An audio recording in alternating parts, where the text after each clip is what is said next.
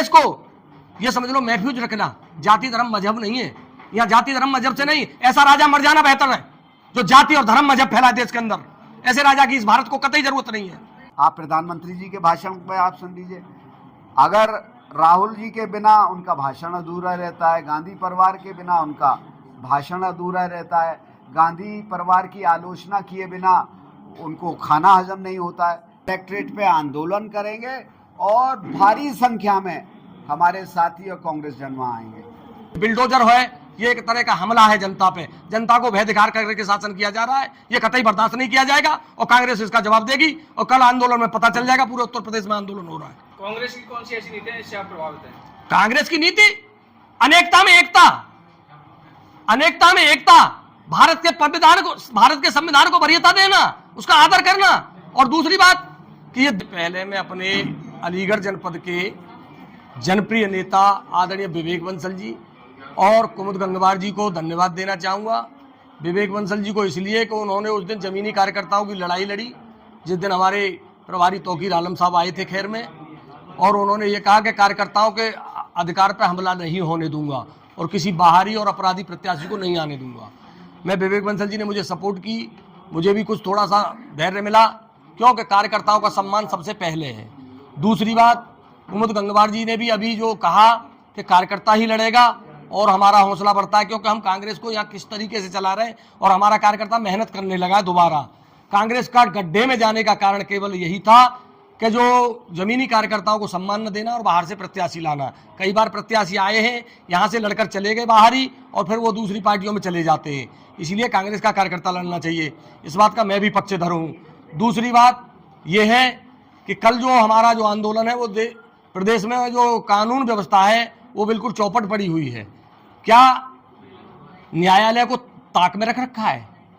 High court और supreme court किस लिए है? ये बिल्डोजर किस लिए चलता है? ये बिल्कुल सरकार की ओछी मानसिकता का परिचय है।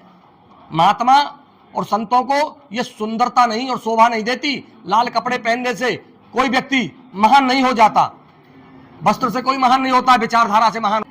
हम आपको साफ साफ कहना चाहते हैं, क्यों कि राजा वही जो प्रजा को सम्मान दे और प्रजा की भावना की कदर करे, चाहे वो किसी भी राजनीतिक दल को। हम ये नहीं कह रहे कि सत्ता नहीं करे, वो खूब शासन करे, लेकिन सही नीति के साथ। कांग्रेस ने सही नीति के साथ शासन किया है।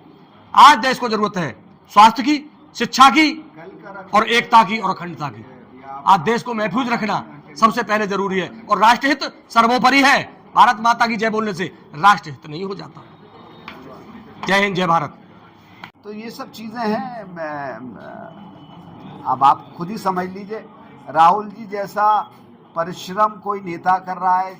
आप महात्मा गांधी के बाद किसी ने इस तरीके की पदयात्रा की है, इतनी कन्याकुमारी से कश्मीर तक? मुझे बताइए, किसी ने की हो तो बताइए। बंसल साहब, अभी जो है आपने प्रेस वार्ता की है, आपने उत्तर प्रदेश के उत्पीड़न की बात की है, कांग्रेस की बात की है। क्या आपने प्रेस वार्ता किया है कि कोई आंदोलन भी करने जा रहे हैं? अभी फिलहाल नहीं। जी हाँ, कल हम इस कानून व्यवस्था, जर्जर कानून व्यवस्था के खिलाफ यहाँ हम प्रदर्शन करेंगे। कल इस्तीफा दे रहे हैं, ये उनका निजी मामला है और वो रिजाइन कर रहे हैं। नया मुख्यमंत्री बनाएंगे, वो भी उनकी पार्टी का आंतरिक मामला है, उनको बहुमत है। जब तक कार्यकाल दिल्ली सरकार का बचा हुआ है तब तक उन्हें मुख्यमंत्री बदलने का पूरा अधिकार है। तो ये उनकी पार्टी का निजी मामला है, इसलिए उस पर हमारा ज़्यादा ना बोलना ही ठीक। अलीगढ़ आगमन को लेकर क्या कहना चाहेंगे? किस तरह का दौड़ा रहा है, किस लिए आता है, क्या कहना? आज पूरे उत्तर प्रदेश के 18 मंडल में प्रेस कॉन्फ्रेंस का आयोजन था।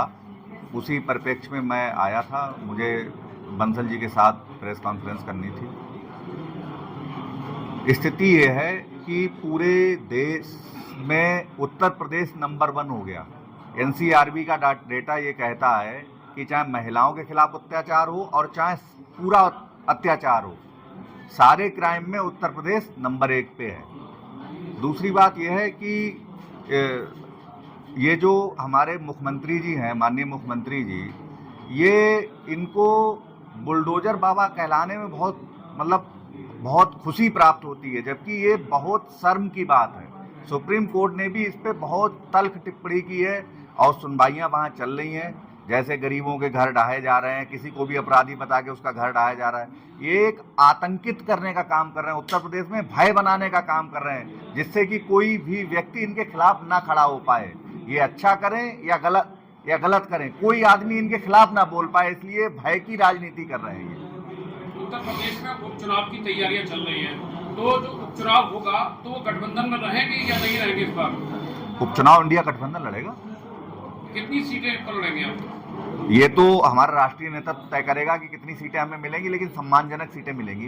इस बार उपचुनाव में क्या चुनावी मुद्दे होने वाले हैं? उपचुनाव में मुद्दे प्रदेश की कानून व्यवस्था, सबसे बड़ा मुद्दा तो यही है कि प्रदेश की कानून व्यवस्था कतई चरमरा गई है। ये मतलब जो है, कपड़े देख के लोगों की जातियां पहचानते हैं, कपड़े देख के लोगों के इनकाउंटर हो रहे हैं। मैं तो खुलेआम कह रहा हूं कि कोई इनकाउंटर में इनका क्राइटेरिया नहीं है और सब फर्जी इनकाउंटर हो रहे हैं, सब एकदम फेक इनकाउंटर हैं, पकड़ के मारे जा रहे हैं। यही मुद्दे हैं। बाकी किसानों के मुद्दे हैं। गन्ना किसान को देख लो आप, भुगतान नहीं मिल पा रहा है, दोबारा से सेशन शुरू होने वाला है, भुगतान ही नहीं हो पा रहा है। पश्चिम उत्तर प्रदेश का सबसे बड़ा मुद्दा तो गन्ना किसान ही है। एमएसपी की गारंटी पे पहले ही धरना समाप्त कराया गया था कि एमएसपी की गारंटी देंगे, और 2.5 साल होने वाला है, एमएसपी की गारंटी पे कोई बात ही नहीं हो पा रही है। जातीय जनगणना पे प्रधानमंत्री जी कुछ कह ही नहीं पा रहे हैं कि कराएंगे या नहीं कराएंगे। तो यही सारे मुद्दे हैं जिन पे अलीगढ़ पे खैर सीट है जहां उपचुनाव होने वाला है, जी। क्या यहाँ भी पैरासूट प्रत्याशी आ रहा है, ये चर्चा है? नहीं, जो भी चुनाव आदमी लड़ेगा वो कांग्रेस का व्यक्ति, अगर कांग्रेस के इससे सीट आती है तो कांग्रेस का जमीनी कार्यकर्ता ही चुनाव लड़ेगा, कोई पैरासूट चुनाव नहीं लड़ेगा। इसके सापेक्ष जो मुख्यमंत्री कहते नहीं थकते कि कानून व्यवस्था हमने बहुत दुरुस्त कर दी है, सोचते हैं कि बुलडोजर से कानून व्यवस्था ठीक हो जाएगी, सोचते हैं ये शब्दावली ठोको और ये सब शब्दावली से कानून व्यवस्था। आज आप देखिए झांसी में जिस तरीके से ट्रेन में क्या हुआ, आपने रायबरेली में अर्जुन पासी के साथ, और अभी जो घटना कहाँ हुई है, आगरा में कहाँ हुई है, महिला कानपुर में महिला की गर्दन काट दी। 25% जो महिलाओं के खिलाफ उत्पीड़न के जो मुकदमे हैं वो उत्तर प्रदेश के हिस्से में आते हैं।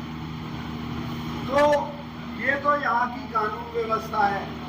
और आप हर दृष्टि से आप अखबार खोलेंगे और आपको ये सब घटनाएं आपको सुनने को मिलेंगी कि साहब आज यहाँ फला शहर में ये हो गया, फला शहर में ये हो गया। तो हम इसी के खिलाफ हमारा ये कहना है, महिलाओं का जो उत्पीड़न हो रहा है, महिलाओं का शोषण हो रहा है, चाहे वो बलात्कार की घटनाएं हो, चाहे वो उनके कत्ल की घटना हो, 25% हिस्सेदारी उत्तर प्रदेश की है। जब 25% और 75 प्रदेश में पूरा भारतवर्ष है, तो किस हिसाब से, कौन से आंकड़े से, कौन से गुणा जो मैथमेटिक्स से ये उत्तर प्रदेश में कानून व्यवस्था दुरुस्त है, हम ये कहना चाहेंगे। बीजेपी कहती है सबका साथ सबका विकास वाले रणनीति का काम करते हैं। देखिए, ये कहते तो बहुत कुछ हैं। हमारे आदरणीय प्रधानमंत्री जी ये कहते थे कि सबके खाते में 15 लाख आ जाएंगे। वो कहते थे कि हर साल हम 2 करोड़ नौकरियां देंगे। वो कहते थे कि न्यूनतम सरकार, अधिकतम शासन की बात करते थे। आज सरकार ज्यादा दिख रही है, शासन कम दिख रहा है। लोगों को की आवाज को दबाया जा रहा है। अगर उनके खिलाफ कोई कुछ कहना चाहता है तो उसे अगले दिन कटघरे में खड़ा कर दिया जाता है और कोई पुरसाने हाल नहीं होता। कोई नहीं पूछता कि साहब आपने किस कानून में, किस कानून के दायरे में उस अमुक व्यक्ति को गिरफ्तार किया। बीजेपी पार्टी कहती है विपक्ष जब विदेश का दौरा करते हैं राहुल गांधी जी, तो देश की बदनामी करते हैं। देखिए, देश की बदनामी क्या, वहाँ भारतीयों से वो संवाद करते हैं, तो जो भारत में हो रहा है उनसे साझा करेंगे नहीं। कोई विदेशियों से वो संवाद कर रहे हैं, वो तो भारतीयों से, भारतीय मूल के जो निवासी हैं उनसे ज़्यादा, वो भी तो यहाँ के मतदाता हैं। उनसे फिर लोगों को शिकायत रहती है कि हमारे पास वोटर नहीं आता, जो राजनीतिक दल के नेता नहीं आते। वो ये तो इस उनके कदम को सराहना चाहिए कि वो उनके पास जाते ही रीचेज आउट टू देम, और उनके सामने जो मुद्दे हैं देश में, जो जिस तरीके से उनको सही तस्वीर दिखाते हैं कि क्या है भारत में, क्या हो रहा है, लोकतंत्र का आज किस तरीके से दमन हो रहा है, आज अल्पसंख्यकों के साथ क्या व्यवहार हो रहा है, ये सब चीज़ें हैं जो इनको कटघरे में खड़ा करती हैं। तो जब इनको पकड़ लिया जाता है या जब ये कटघरे में खड़े होते हैं तो ये कहते हैं कि राहुल गांधी तो ये कर रहे हैं, ये करते हैं। इनके पास इसके सलाह कि इस सरकार को अपने दामन में झांकना चाहिए और जनता से भी अनुरोध करेंगे कि जो कहीं ना कहीं समर्थन देती आई है इस चीज को ईमानदारी से इसका आकलन करे, आंकड़ों के आधार पर करे, घटनाओं के आधार पर करे। सिर्फ जुमलेबाजी और बात जो करते हैं उस पे ना जाए।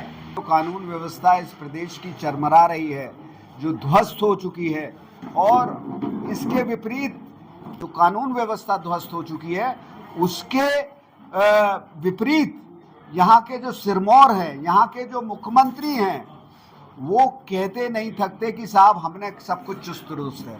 मैंने बताया महिला उत्पीड़न के जो भारत के जो जितने भी आंकड़े हैं उसमें महिला